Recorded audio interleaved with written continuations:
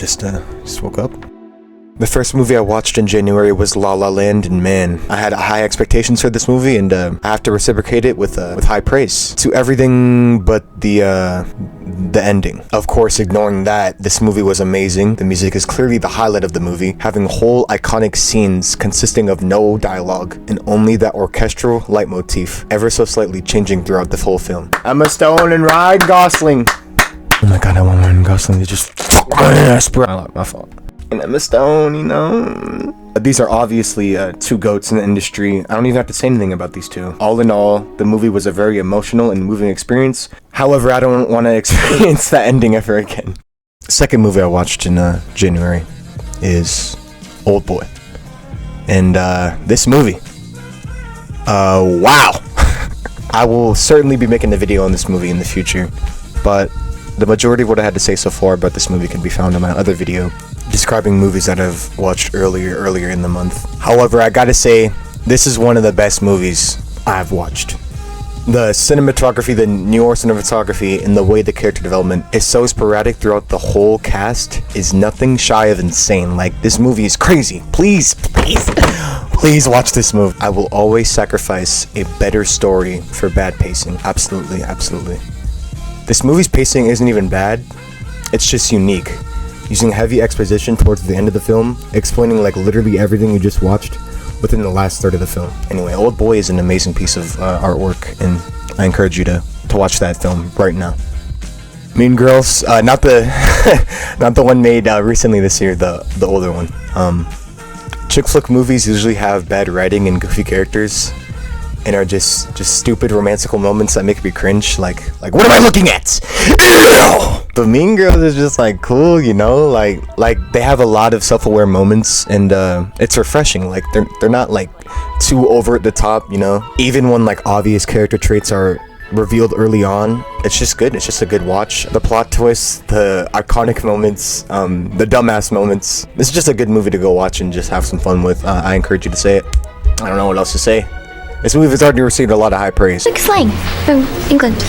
So if you're from Africa, why are you? Now, a lot of people don't put like anime or shows on this list, but I mean, this is what I watched in January, so I'm going to put a show on here that I watched.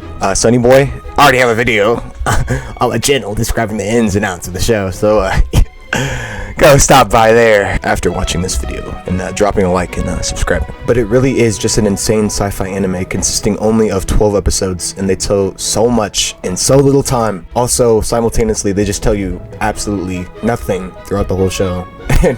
And it's just you experiencing the plot unfolding with them. But this is a good watch just to watch if you have like a 3-day long weekend or something. Just go watch it in like a weekend.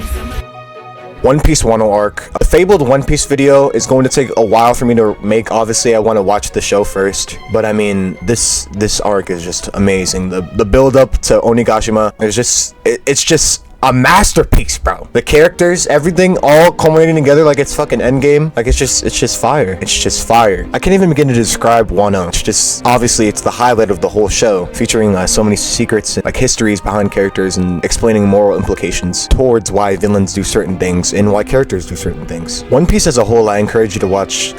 Obviously, it's 1,000 episodes. Yes, I understand that, but it's just good. Like, please, just watch it. At least get to like the Summit War arc or time skip, and then I will be satisfied if you stop the show right there. I will not complain.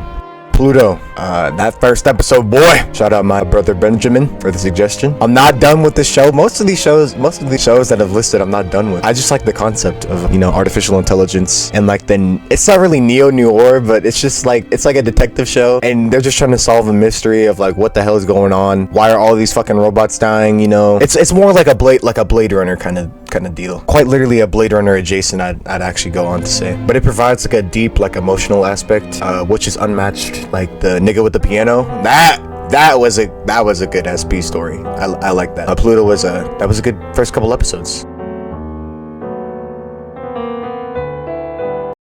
Heat. This movie really made you feel like you're in 1990s Arizona. McNeil is tough, as they say. You looking to become a penologist? You looking to go back? Like the drama. I felt so fucking hot in my room just watching this movie. Like guns blazing, bank robbing. For some reason they have a slight New York accent. Am I tripping on that? I am. But Heat sheds light on a deep Achilles knee for the group of anti-heroes rooted within a lot of villains and heroes. Sentimental value. I kept asking myself, like, why would you ever have a kid or a love interest if you're in this industry of gambling and robbing banks and etc. I mean, one of the characters has a whole wife and child and is struggling to obviously function as in a relationship. He's $30,000 in debt, and I mean, I guess the truth is that pussy was fire, ma. And now we gotta lock in, babe. What do you want from me? Leave the bank book and the car keys in the kitchen on your way out the door. Now are we... But no, I'm actually gonna get my head blown off in a police standoff. Alright, peace.